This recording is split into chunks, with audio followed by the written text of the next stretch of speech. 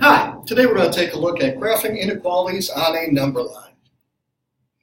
If you've done this before, this should be a good review. If you've not done this before, hopefully we can explain this in a way that you will understand it by the end of the video. Now we have all kinds of equations we can be using. It may be confusing to you, that's okay.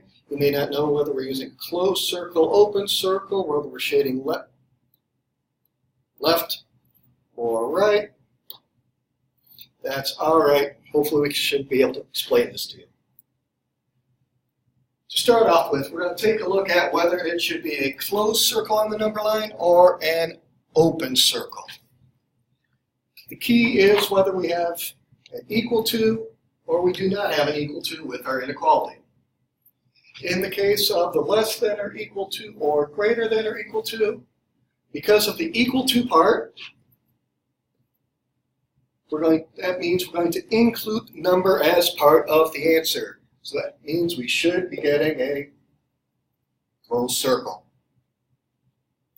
Whereas if we have a less than or greater than, since this does not have an equal to, we do not include the number as part of the answer. We can get up right next to it. Matter of fact, we're going to bump our shading right onto that number, but we're not going to include that number as part of the answer.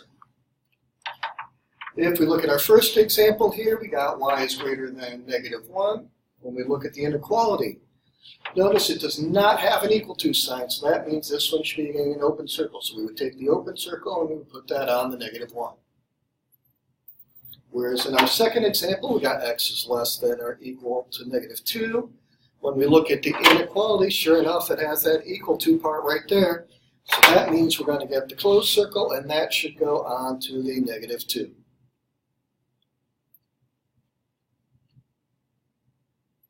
Now, as far as which way to shade, as long as the variable is on the left, you can get a hint as far as the direction of the inequality by looking at the inequality sign itself.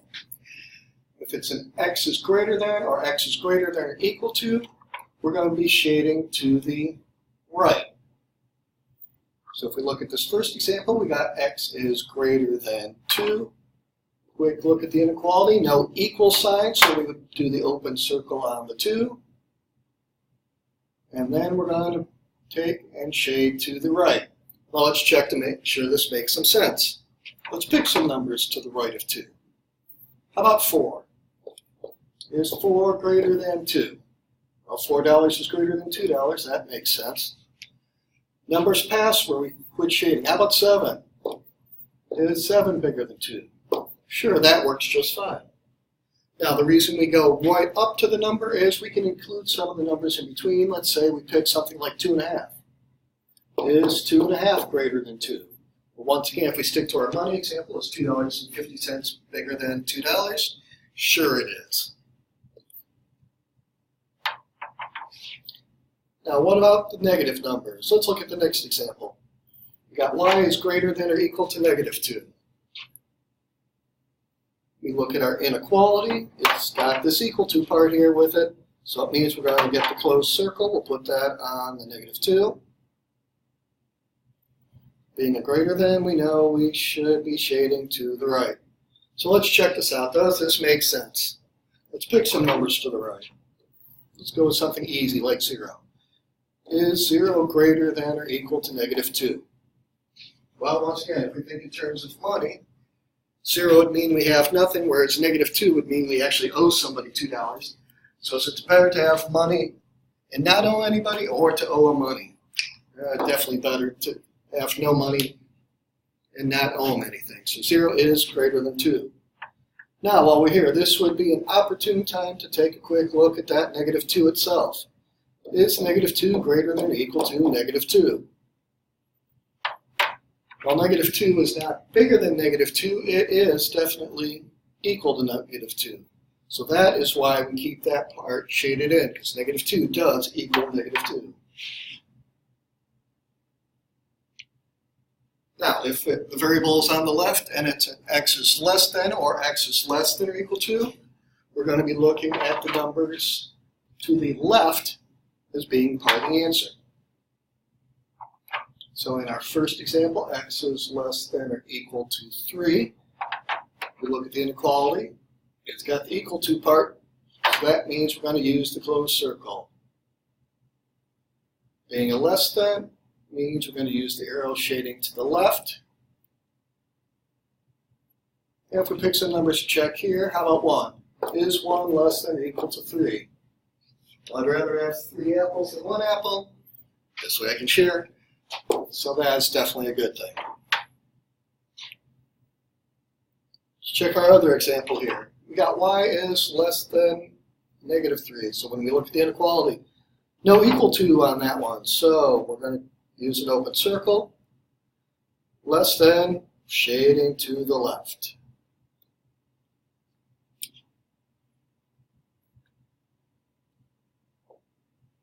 So let's take a look at some of those ones we have on that front page. Let's start off with n is greater than or equal to the 3. We look at the inequality sign. Includes the equal to part. So that means we're going to do the closed circle on the 3.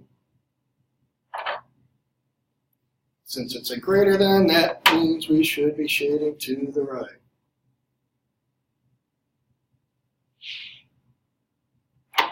And one of those other ones on the front page, we had g was less than 5. Look at the inequality. No equal to sign on this one, so this one should be getting an open circle. Put that on the 5.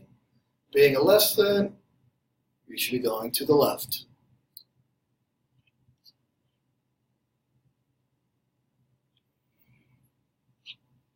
Next one, we got y is greater than -1. Looking at the inequality, once again, no equal signs, open circle on the -1. Greater than means we're going to the right. With the x is less than or equal to -2, we look at that inequality sign. Got the equal to part, so we're going with the closed circle this time. Put that closed circle on the -2. And we should be shading to the left.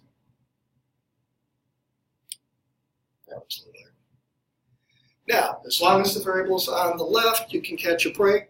Some people notice that the direction of inequality, like the y is greater than -1, matches the direction we're shading. We're shading to the right.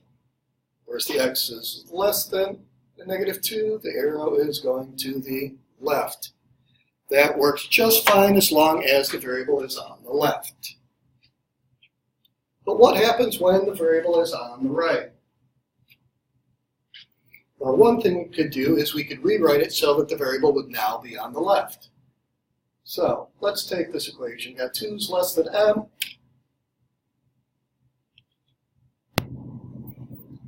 Let's take that equation and let's flip it so that the variable is now on the left.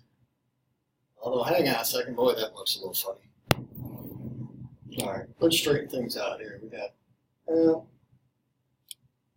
Let's make the 2 look a little more normal. There we go. So if we flip it around, we got m is greater than 2. Notice when we look at it, the direction of the inequality was pointing at the 2. After we flip it, it's still remaining, still pointing at the 2. So since this one did not have an equal to sign with it, open circle. And with it being a greater than now,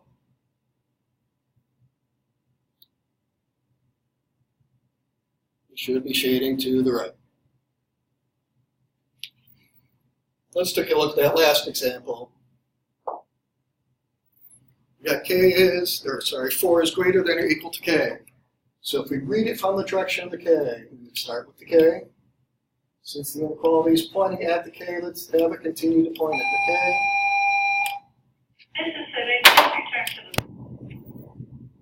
And we have the 4. Let's see if that matches what we should be getting if we would have flipped it. So let's flip it around. Once again, kind of looks a little funky, so let's straighten this out. Let's make k 4.